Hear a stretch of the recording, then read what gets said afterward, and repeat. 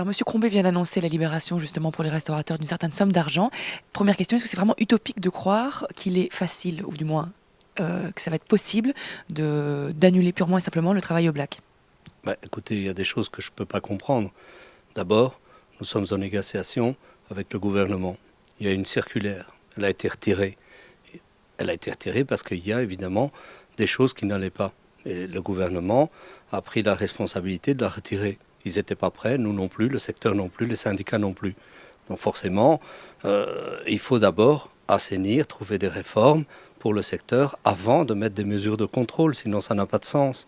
Donc aujourd'hui, il y a le ministre Crombé qui vient nous annoncer qu'il y a de l'argent pour le secteur Horeca, pour ceux qui vont blanchir. Blanchir, mais c'est interdit de blanchir de l'argent. Donc nous sommes dans le noir? Non, nous sommes plutôt dans le gris et nous sommes dans un système. Nous sommes dans un système et nous sommes dans un secteur important où il y a 500 000 travailleurs directs et indirects. Donc on ne joue pas avec le secteur. Donc aujourd'hui, nous avons et nous demandons au ministre des Finances d'être clair. Sinon, la confiance, elle est rompue. Et ça, ce serait dommage. Donc nous devons savoir quelles sont les intentions du gouvernement, qui fait qui et qui fait quoi, et qu'est-ce qu'on attend de nous et qu'est-ce qu'on va nous donner, sinon ça ne va pas. Donc les mesures que M. Crombé donne, ou en tout cas ce que je peux lire dans la presse, me désolent, parce que nous n'étions pas au courant, et ça ne se fait pas. Ce ne sont pas des bonnes pratiques. En plus, les mesures sont prises chez les mauvais pour donner aux bons. Ça veut dire quoi? Si nous sommes dans un système, eh bien ça veut dire que nous sommes tous mauvais. Et ceux qui ne sont pas mauvais, ça veut dire que ce sont des entreprises qui, pour une raison ou une autre, ne sont pas dans le système, mais ont d'autres systèmes. Donc il faut d'abord assainir, trouver des réformes, que tout le monde soit d'accord avec celles-ci et qu'on puisse travailler sereinement.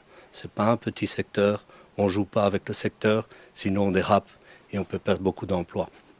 Et finalement, avec l'introduction de cette boîte noire dont on a tellement parlé, la black box, le travail noir, c'est vraiment le fer de lance du gouvernement. Écoutez, c'est nous qui l'avons demandé d'assainir le secteur, parce que nous voulons travailler d'une façon normale. Et aujourd'hui, on entend tous les ministres qui disent « c'est pas que les travailleurs gagnent beaucoup, c'est qu'ils coûtent trop cher », ce que nous disons depuis 10 ans. Il faut avoir du courage politique. Soit on ferme des entreprises, on augmente les prix pour donner des marges, ou alors on a une autre vision, une autre politique.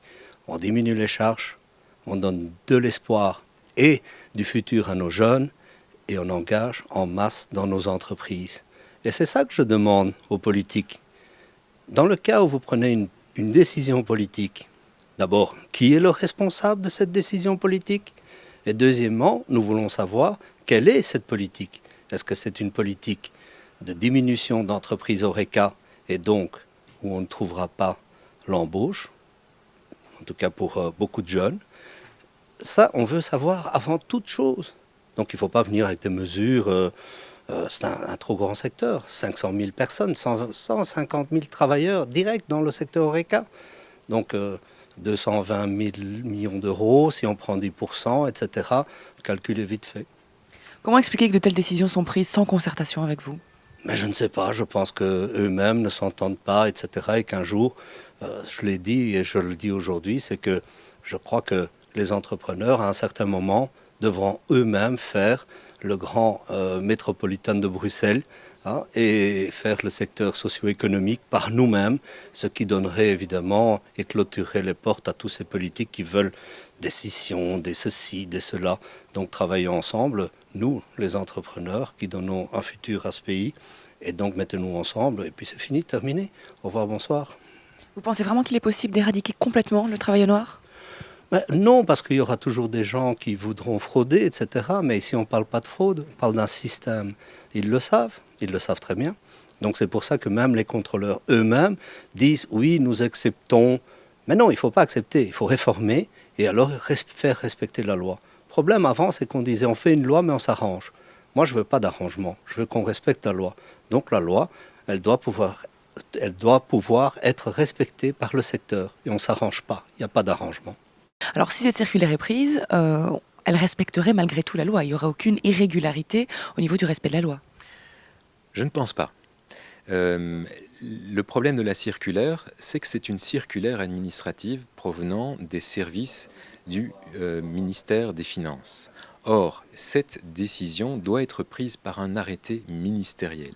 C'est au ministre qu'appartient la mise en œuvre d'un tel système. C'est de la hiérarchie des normes, c'est ce qui est prévu par la Constitution et par la loi, et c'est ce qui avait été critiqué par le Conseil d'État, à savoir le fait que la personne qui avait pris cette circulaire n'était pas la personne compétente pour le faire, à savoir un ministre. Mais il n'y a aucune obligation de concertation avec le secteur avant de prendre cette décision. Non, mais pour pouvoir motiver correctement un acte et pour pouvoir avoir du sérieux dans ce qui est fait, quand on s'attaque à un seul secteur et qu'on connaît les circonstances et les conséquences d'un tel acte, on voit mal comment est-ce qu'on peut trancher à vif sans connaissance des répercussions et de la façon dont on peut implémenter une règle.